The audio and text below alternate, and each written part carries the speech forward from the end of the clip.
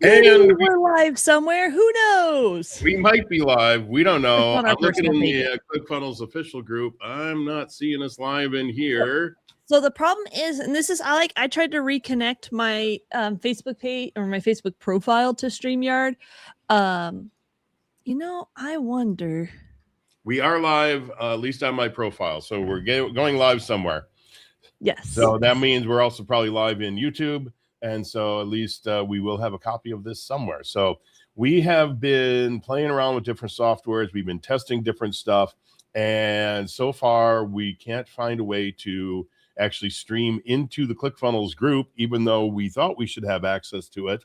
But as I had pointed out to Madison a couple of weeks ago, and I haven't talked to anybody about this yet, is ClickFunnels itself actually streams to their business page, not directly into their group. So just everybody be aware of that. And if somebody has a way to actually stream into a group on Facebook anymore, just let us know, because we can't seem to figure it out. And on that note, tomorrow at, let me see here, 1 o'clock Mountain Standard Time, which would be 3 p.m. East Coast time, I'm going to go live and I'm going to use Streamlabs. And I'm going to stream into Facebook, not probably into the ClickFunnels group, but also simultaneously, I'm going to be on Zoom so that I can invite people onto the Zoom call with me and stream into the group simultaneously. So I'm going to be testing that tomorrow. Might be a complete flop. Nobody might see it. But if you do want to jump on that call, I'm only going to be making it available for people who are in my Facebook group, the Funnel School, just because, like I said, I may not even be streaming into there, because second you start streaming something like that, all of a sudden your credit card number starts showing up on the screen, and your phone number and your home address and all that stuff. So it's going to be purely an experiment tomorrow. But if you want to jump on live on Zoom, go to my Facebook group, the Funnel School. Not the Funnel School, it's Facebook group name, and just go there and check that out. And Madison, you got some stuff going on as well. Yeah, well, we should say we have consulted with our other ambassador friends who stream, Mark and Brandon, and they are also having difficulties sometimes. So they use Restream, and Restream's not perfect. I believe it's something with the RMTP of Facebook, probably. Who knows? It's all fancy, it's all big letters and stuff like that. So, but we may have to consult with Adam Bogue, because he's our OBS expert. See what those guys figure out how to do this. Now, Madison also has a Tuesday show that she does with Tony Barnett, who lives down in Perth, Australia. And you're having the same problems, obviously, with that. So next week, Tuesday, who knows? We might be testing another platform. The reason why we're 10 minutes late today is because the platform we were testing this morning completely failed on us. Yep. And so we had to flip back to, which one are we on here? We're on StreamYard here. Back to StreamYard, yeah. Yep. Yeah. I think what we need to do is we need to somehow stream just a webcam as a virtual cam, but I don't quite know. We'll figure it out. If we can do that and it's not like all jerky, then yeah, so we'll be happy. Any suggestions, drop them below the video wherever you happen to see it, and we'll just keep testing stuff until we figure out what's the best way to be able to go live. And like I said, my thought is to go live and also have people on the call simultaneously. I know we can't even get ourselves live.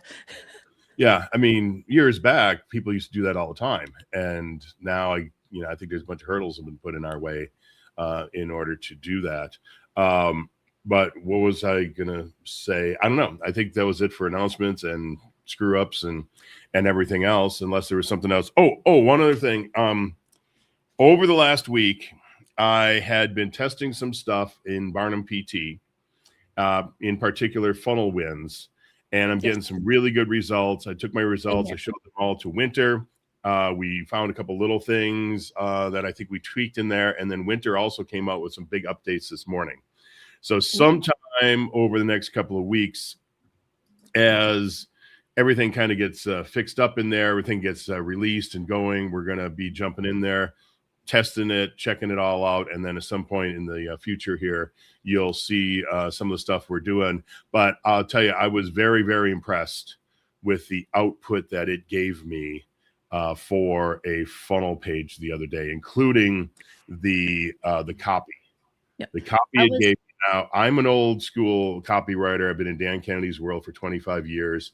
So I knew some of the ways to prompt it to get it to give me good copy, but it gave me copy that when I read it, I was like, holy crap, I don't know if I'd change a word. I was shocked by it. So I will, I did the same thing. And if I can remember where I stuck that at, I said to Dan, I was like, wasn't there a way that you could use HTML and Barnum? And he's like, oh, yeah. I'm like, does it work? And he's like, oh, yeah, it's pretty good, actually. So I gave it a test, and I'm just going to pull this up. It's by no means is it absolutely perfect, but I built, share my screen. We got a whole new system now. I got to figure out where we're going to. Where are we at? Where's it going? You used the other one for 5 minutes, and now you forgot the old one. So I built this funnel in 10 clicks for Neil Barnett, Tony's husband, in his hospitality business using Funnelwinds. Okay, I didn't see this top. Scroll back up to the top. Okay, and it sorry, it generated that image for you too? I previously had the image. Okay. Yeah. Well, as long as we're doing this, I didn't think we were going to do this. So let me see if I can find the one that I created here.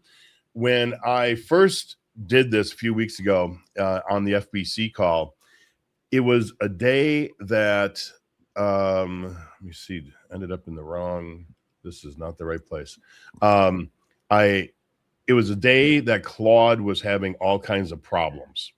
And because it was having those problems, what it did, that's gotta be it, updated 3 days ago. What the heck? It actually spit out, because I asked it for a Disney theme because Miguel was going to be going on vacation to Disneyland, and it spit out picture perfect Disney characters, which of course is in violation of everything. And I was just like, holy cow, I can't believe these are absolutely perfect. And so then when I go in to reprompt it the other day and say, give me something else, and he's like, oh no, we can't give you Disney images. And I was just like, okay, your filter got turned back on and you are no longer putting out copywritten material. That's probably good, or trademarked, or whatever the proper word is on that, as I'm trying to keep talking as I am clicking. Yeah, as I'm going, let me see here. Maybe it's under Funnelwind examples. It's a problem when you have 25 workspaces and all kinds of test funnels. A lot more test funnels than actually working funnels. So let's see here. We're probably not going to get to half the stuff I was planning on talking about. Maybe you'll just talk today, and they can join you tomorrow if they want to, or next week. Yeah, see, now here, one of the issues that we had, and let me see if I can fix this before I go live, is it wasn't picking up the font perfectly on the page. And now it's not picking it up at all. Is this the right one?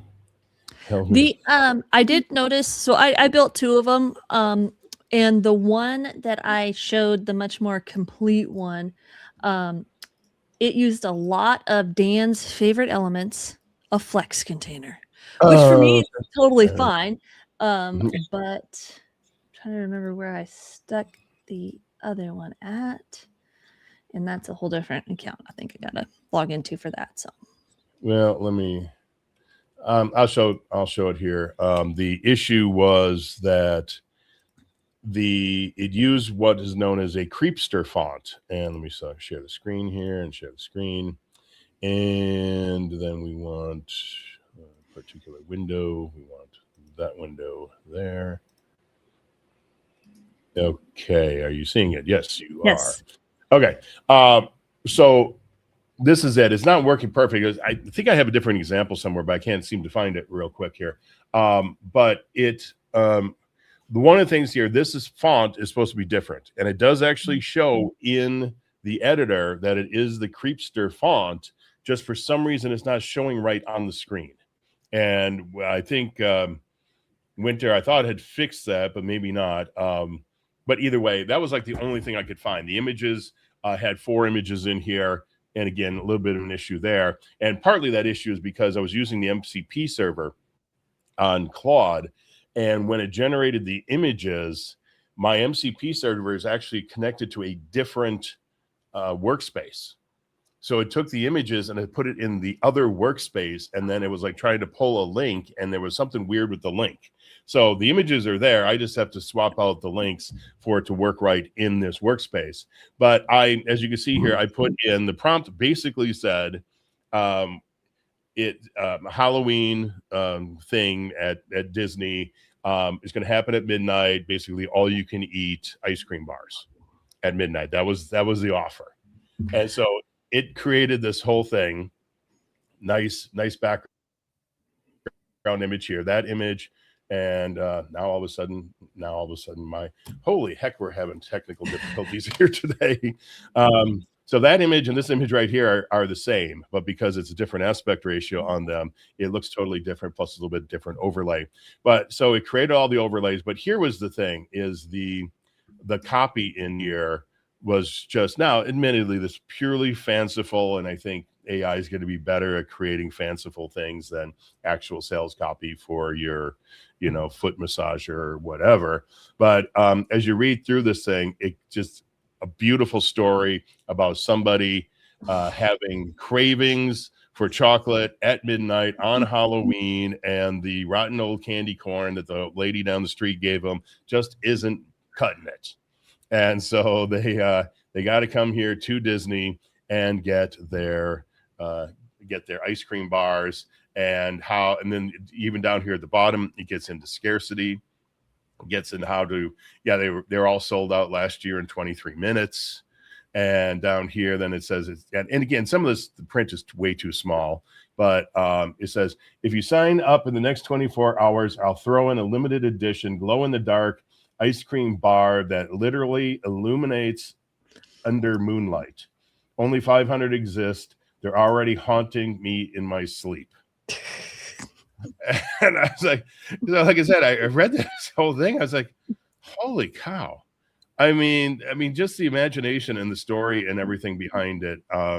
And what I found also interesting, because like I said, I did this inside of Claude, is it gave me a complete breakdown in Claude of what it did and why it created the copy the way it created it. And that was the first time I had ever seen that inside of Claude either, where it actually spelled out what it was doing. And to that degree, because it used the name of the copywriter that I put in there. And I said, use some of the stuff from Michael Masterson. And it said, yeah, we use these, this technique and this technique and this technique from Masterson, and then blah, blah. And I was like, holy cow. I was really shocked by it. Where some other AI, a different AI tool the other day, I actually put in there, I said, have you been trained on Michael Masterson's book, The Great Leads? And it said, no, we haven't been. It must be a new book. Well, let me see. I got my copy of it right here. Let me see. Let me look at when was this thing written? First published in, no, that can't be right. That's 2011. It was before that, because I've had this book for 25 years. Where's the actual date in this thing? It doesn't matter. Point is, it's not a new book. Here's a book right here. Someone else can see it. Greatest marketing book ever written, probably next to Eugene Schwartz, Breakthrough Advertising. And so then it says, well, by guessing by the title, it must be about generating leads online. And I'm just like, no, not at all. So I decided that AI engine was going in the garbage because it was really dumb. So I won't use that to build any sales pages with, I can tell you that. But either way, turned out something fabulous, and we weren't planning on talking about this. So why don't we do this, Madison? I will keep what I was going to talk about till next week. And why don't you regale us with what you had for the week? Yeah, definitely. So last week we started to kind of talk about workflows, and specifically, I believe we were talking about products, and I did the kind of the abandoned cart funnel, and I did see we had a comment. James Coran said that Funnel Wins is awesome, and I totally agree. And James probably is seeing the power in how to utilize that as well. So Means we got somebody watching us, Dan. What? Somebody's watching. No, now I got watching. stage fright. Oh my God, I'm scared. All right, so here I am. I'm in a sample ClickFunnels account that I have, and I have actually just taken an actual working application funnel and made it a little, just kind of made it a little my product, a product I used to sell. And so a lot of people have kind of these certain roadblocks, right? If you have an application that you want people to do, where do you utilize different automations, email sequences to actually get them back to fill out the application after they have opted in?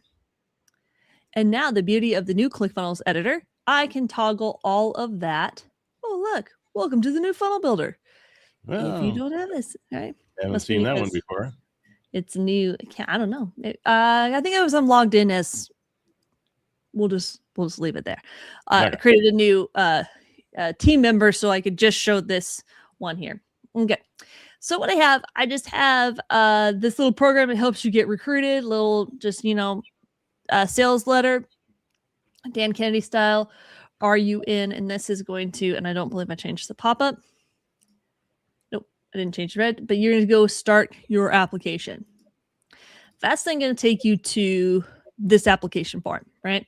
Same video, breed before you apply. I only work with certain families. Tell me kind of some different stuffs about you, where you're at, the grade level you're in, things like that. So what do I do if the person opts in on that pop-up, but doesn't fill out their application form? So cool thing in ClickFunnels, now we can just tab over to workflows. So like we were talking about last week, we're still going to leverage conditional goals. So as you can see, I apply a tag of athlete and opt-in. Okay. The tags at this level, remember this is the first page, which is just simply a pop-up with an email address. It's all we're capturing on this first page. And this is the using the control of the FBCC for an application funnel, right? So same theories, long form sales letter with a pop-up. Okay. And in that pop-up, I'll ask for his email address, the lowest amount of effort and risk to put into it. So now I give them, just like in a abandoned cart sequence, I got to give some time for them to actually go through that next step, which is this application form. And this application form has its own workflow. And like we talked about last week is how do we have to use two workflows so that our first workflow can actually push people down if they've completed that goal. So that's why we have the tag here. So like the abandoned cart sequence, we need to remind the people, hey, you didn't do this. Hey, guess what? Sorry, letting you know, didn't get your thing. You wanted to do this, but you didn't complete it. Okay. So I give them 3 hours. You got to think about how big is that next task that they have to do and make sure they have absolutely enough time to complete that. So if I made this like 2 minutes, most people are not going to actually be able to fill out that whole application in 2 minutes, right? Now, this is a different application other than the one page that we saw where you had the video and then you had a bunch of, so they fill out one form and then they fill out another application on top of that. No. They just, on this page, it is simply the only thing that they're filling out here is the pop-up. But remember that delay I'm putting in is for them to complete the next step in the workflow. Okay. So the next step was what you had showed us where there was a whole bunch of input fields. Traditional application form. Yep. Okay. And so then I start sending them emails. And I start to say, hey, you didn't, and I didn't change the email, of course. Hey, you didn't do your thing, right? Hey, and then wait a day. Hey, are you still interested? You just need to complete your application form. Then I start to kind of stretch them out a little bit. 2 days. And at this point, I can pause them here. I can keep them going. I could say something happens, and I'm going to add a delay in here of 1 day. And then I'm just simply going to go trigger another workflow, right? And I don't have any other workflows connected, but I could have a newsletter workflow. or whatever. And it's some type of indoctrination series that's just they're just now going on my list, right? They went through and they had what they have 1, 3, 4. They basically had 5 days to complete the application, and they haven't at this point. Now, remember, at any point they do this conditional goal, they will be pulled. Because even I believe if they're paused and then they go through, they would ultimately come down here to this goal. Okay, so that goal step is actually below the pause at that point. So anywhere they're in there, so the goal, what is the goal set as here? They finish that application? Yeah, it's the tag that I have on this second workflow. Oh, so, okay. Yep, application complete, basically. Application submitted. How does that tag get set? Is that after they input all the fields, they hit the button at the bottom, then that tag gets set? Yeah, it's basically going to be on opt-in again. It's just kind of how it works. So I'm just running it again on opt-in. Because technically a submit form is an opt-in. Right. Okay. So there's no other trigger to the page. They submit the page, everything gets saved, the tag gets added, which triggers this workflow.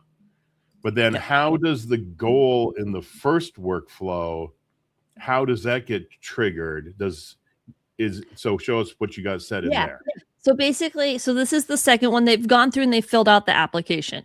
So like I said, this step is, think about these a lot like how you set up a Facebook pixel, where what you mark as the step complete is on the next page. So typically this workflow, although on the page of the application form, the goal of this one is to push them to book a call.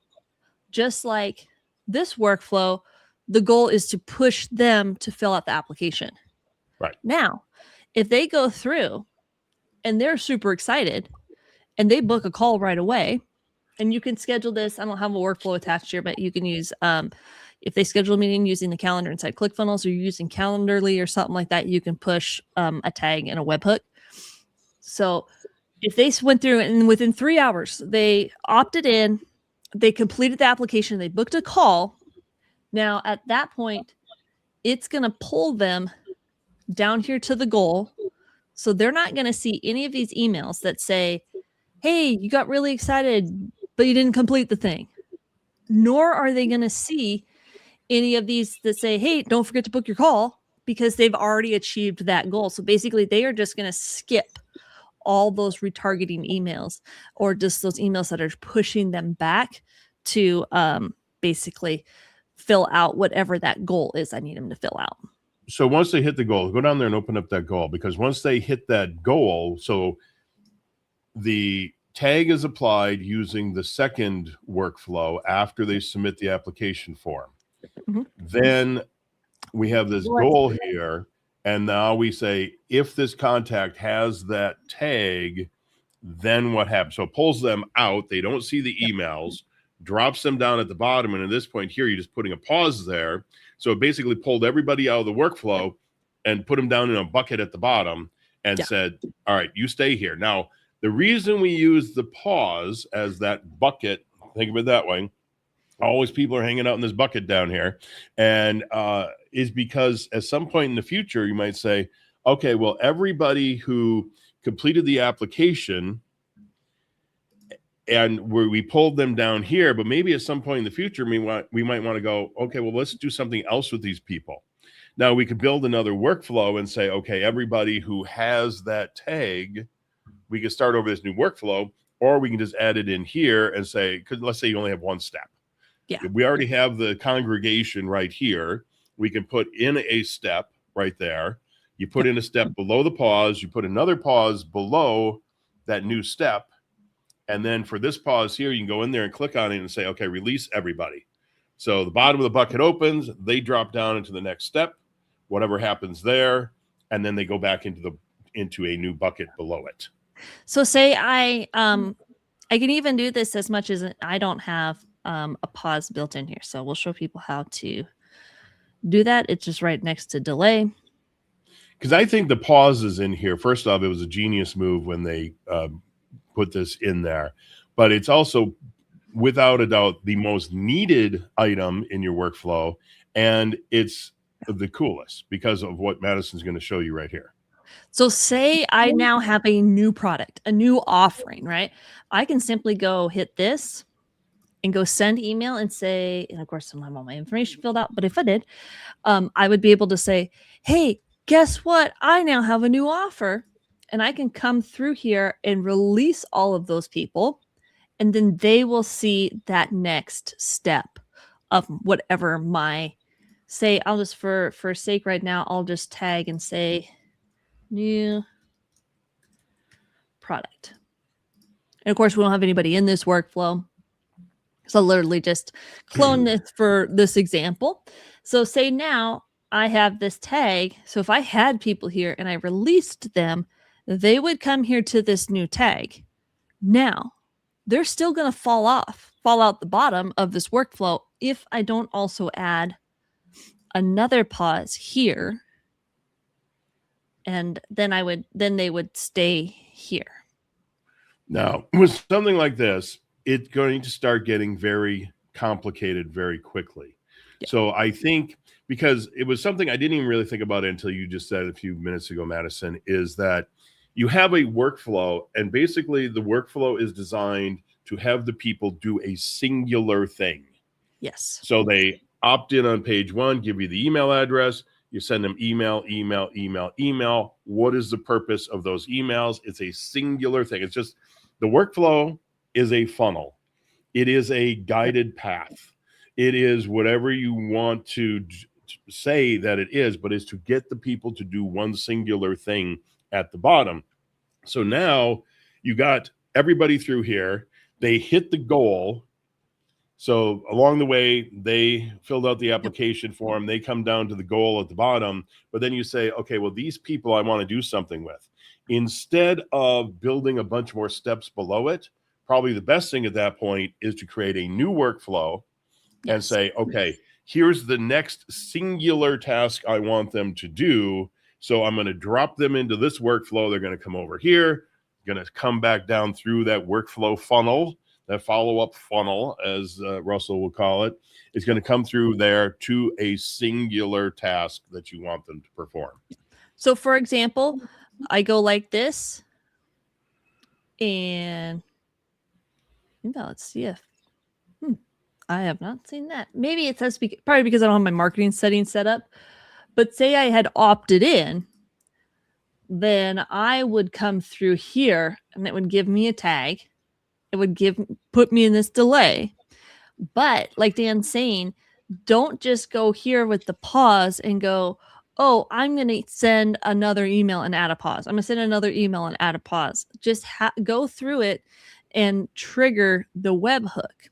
Now you have to remember that I probably would, if I had a new offer or something like that I wanted to, or a new workflow I wanted to trigger from these people, you got to remember that if this is a live funnel I'm running, it's a little bit different if this is something that you kind of closed the card on and now there's not people continuing to go through this workflow, is if I opted in, say, 3 months ago, and I'm now down here at the pause, and I've put in another one to, trigger another workflow, and let's just say special deal. And then I add another pause, right? Because keep them in there. My people that did, now if Dan goes through this funnel today, when I've released all these people who have gone through it up to this moment, Dan opts in right after I've done that. He's going to be stuck here on this pause because it is a manual release, meaning you have to click on it to release all the contacts. So Dan's going to be stuck there again.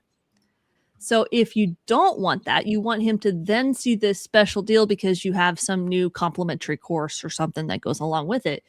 You would want to, after you've released all these people, built this new pause down here, delete this step so that anybody who now has opted in from this moment in time forward will this moment in time forward will now see whatever this next workflow is I want triggered. Yeah. So the big thing here is always think in these terms. You want to have a pause at the bottom of the workflow, no matter what. Always have one there. And even in this case here, we got the pause, then we got the goal, and then we got another pause. Even though once people hit that goal, in this case here, I think you're sending them to another workflow, right? Correct. So again, workflow 1 is a singular thing we want them to do. Once they do that thing, use the goal, take them out, put them into another workflow, have them drop down. But you can also, along the way, you could have it be, well, I guess the goal would do that. I was going to say once they sign up, but the goal would do that, take them out, put them into another workflow, et cetera, et cetera. Or like Madison just showed, once they, if they've gone through every single one of those emails, let's say, and have not filled out the application, then what do you want to do with them? Because just because they didn't fill out the application doesn't mean anything. You got a week-long email system here. They may go on vacation for 2 weeks. Yeah. They opened up this thing the day before or on the airplane as they're flying to Maui and they're on the beach for 2 weeks. And so they missed all of your emails. They didn't care about it. So at the bottom, after the last email, well, maybe you put them into a different workflow that continues to send them stuff, nurture them, so that when they get done with vacation, they get back, they start thinking about softball again. They go, oh, wait, where are those emails? And right about the time they think about that, you're going to pop up in their inbox, and there you are. You're ready to go. The one key point we want to say is if you have, and we really probably should have ran some people through it, or some like test accounts through it. Let's imagine there is 100 people are here. Okay. And I go through and go, oh, I got a new sequence. I am going to, because Dan says I always need a pause at the end of my workflows. I'm going to trigger a new sequence. And I'm going to choose, right, special deal, the one we had previously. You got to remember that only the people who are going to see and get triggered into this are people who are here, who are at the step above.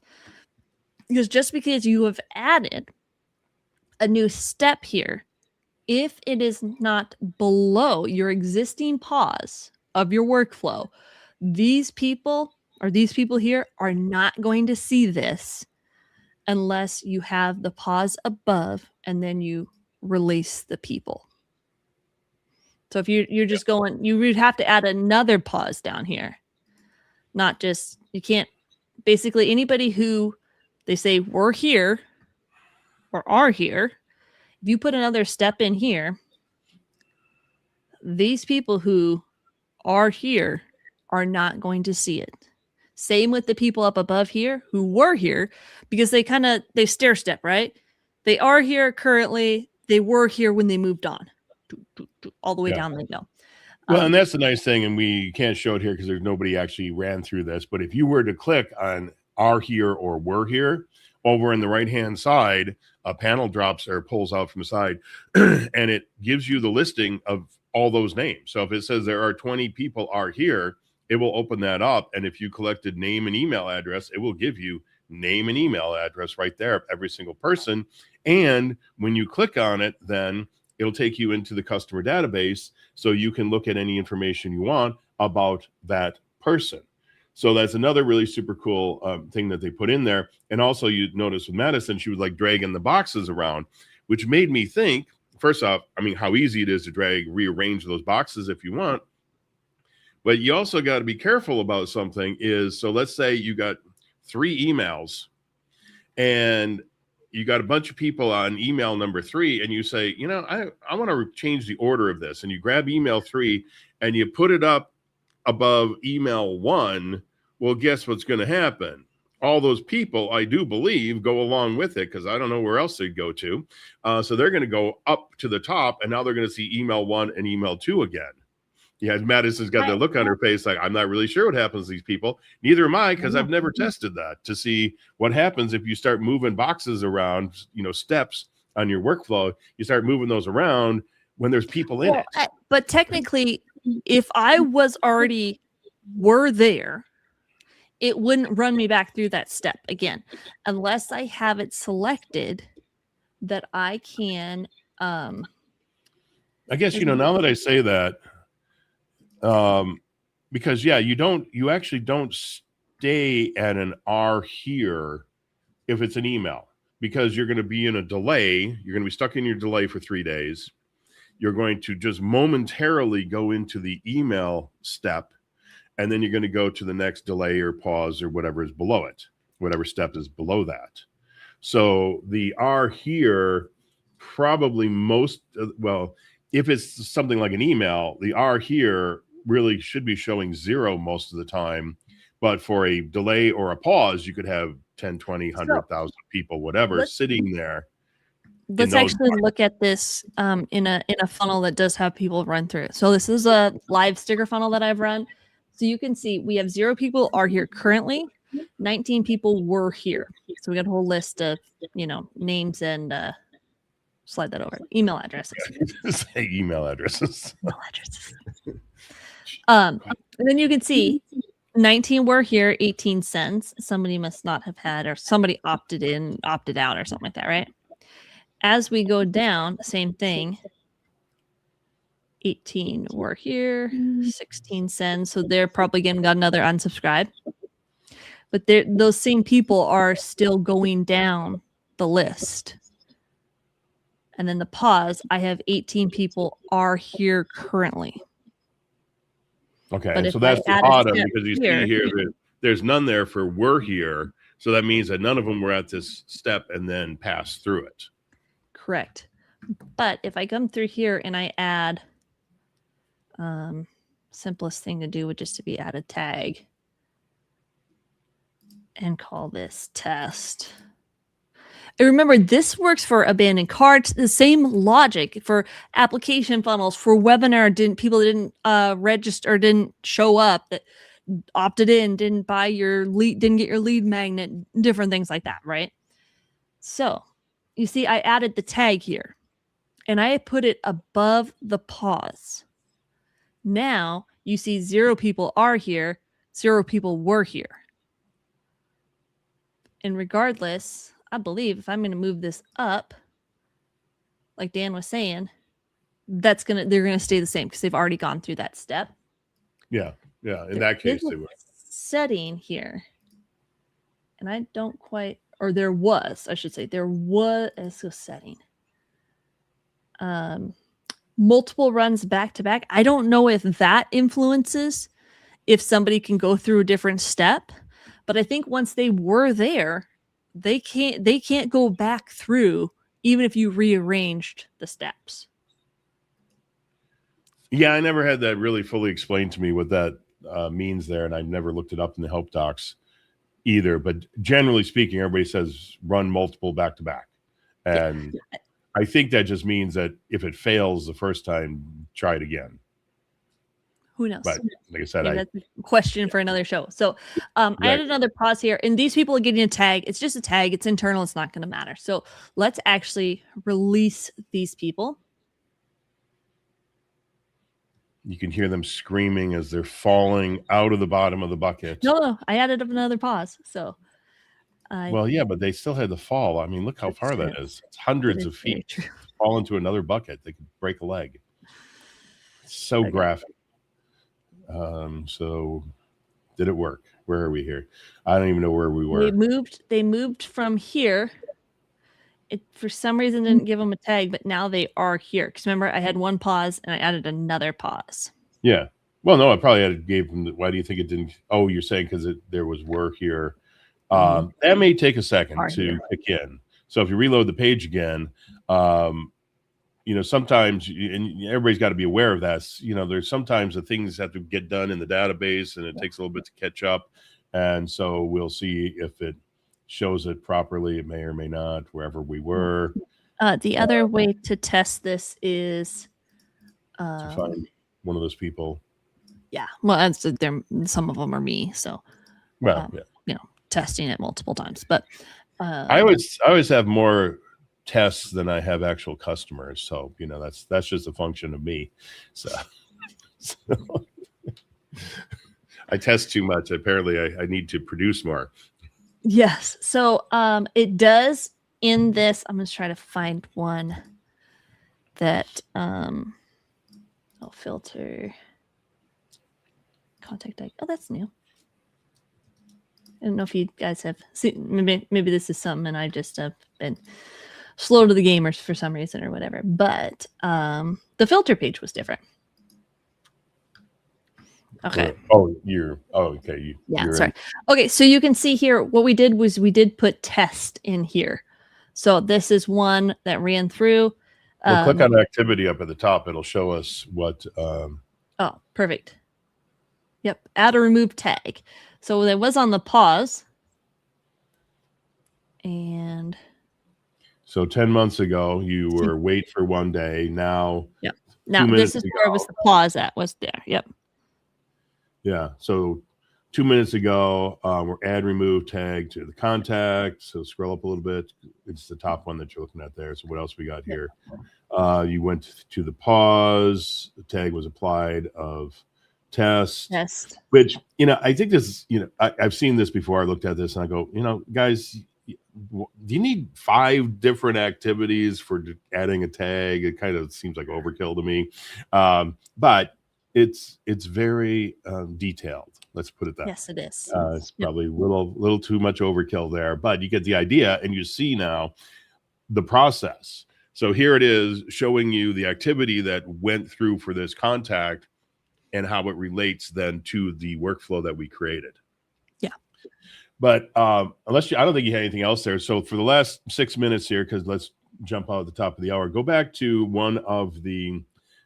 go back into the editor and show the workflows and or just a funnel flow, because we had Rob Schwartz on a couple of weeks ago, and he was just gleeful about the new editor. And for a lot of you, the new editor is the only one you've ever seen. Yeah. And for people like Madison and myself here, I've been using ClickFunnels since 2016.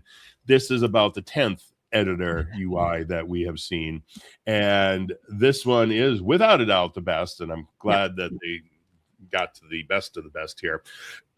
But one of the things they've been working on for the last 6 months or so is to reduce the number of clicks that it takes for somebody to get from one place to another, and you saw that here in the past. So go to the funnel flow page, the first icon on the left. Okay. Yep.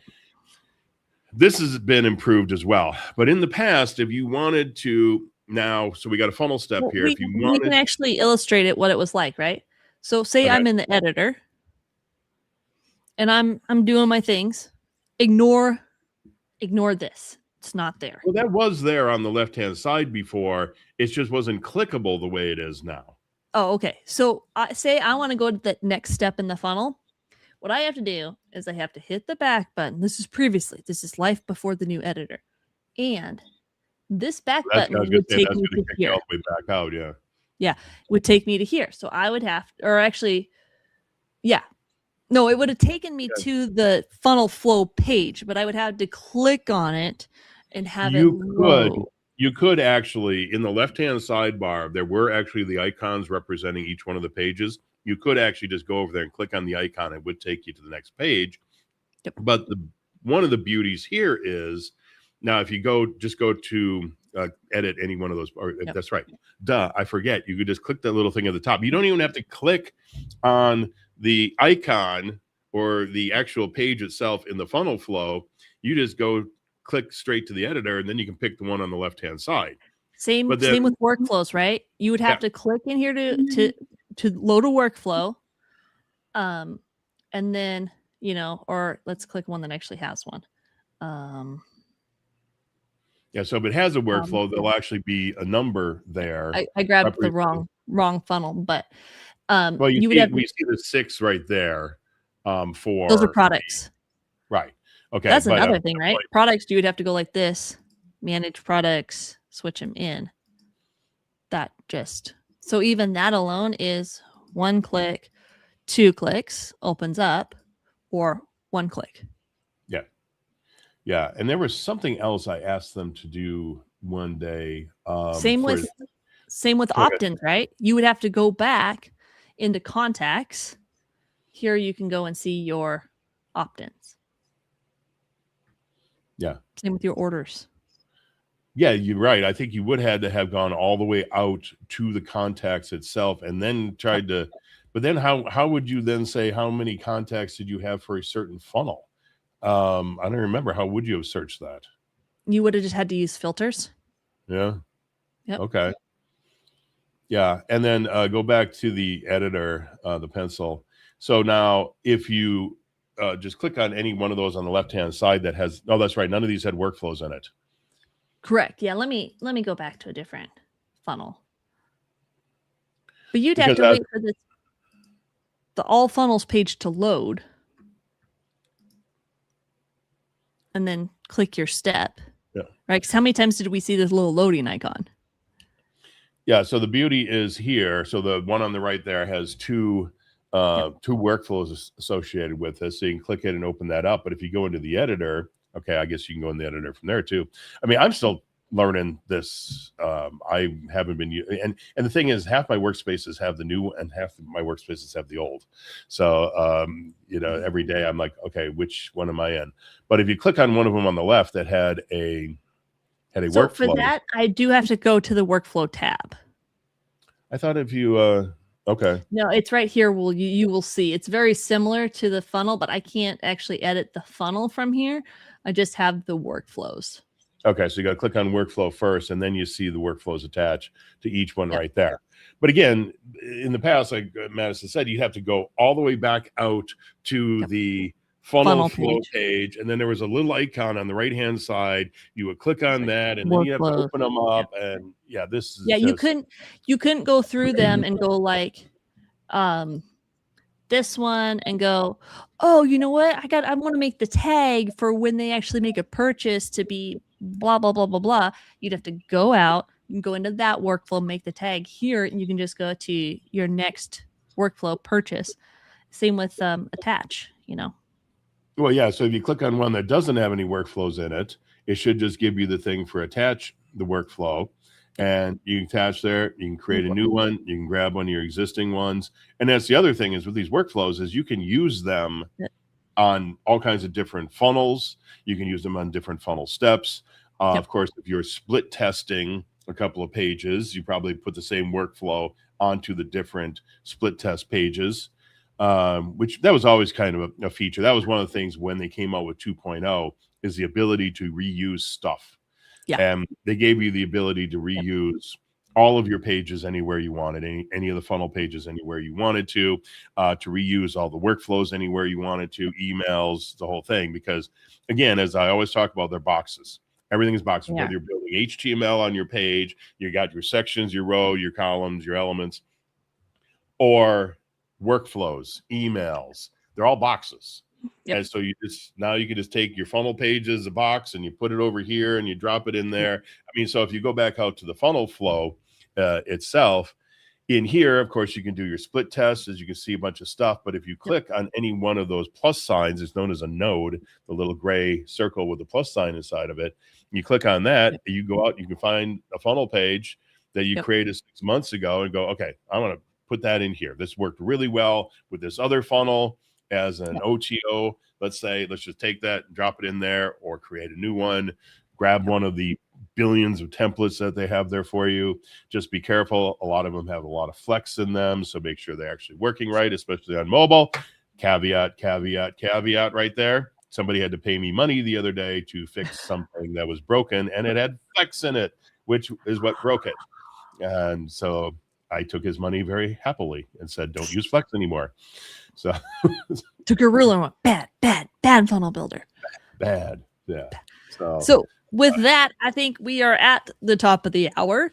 And so if you have found this exciting or enjoyable, or just like to listen to Dan talk, you can hopefully watch him live in the Facebook group, or probably on his personal profile and his own funnel school group. Yeah, just go to my personal profile. Again, we're doing a test tomorrow.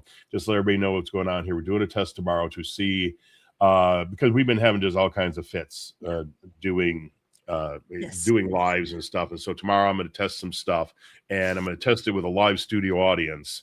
You know, we will have a laugh track and applause signs and all those things. It'll be a major production, of course.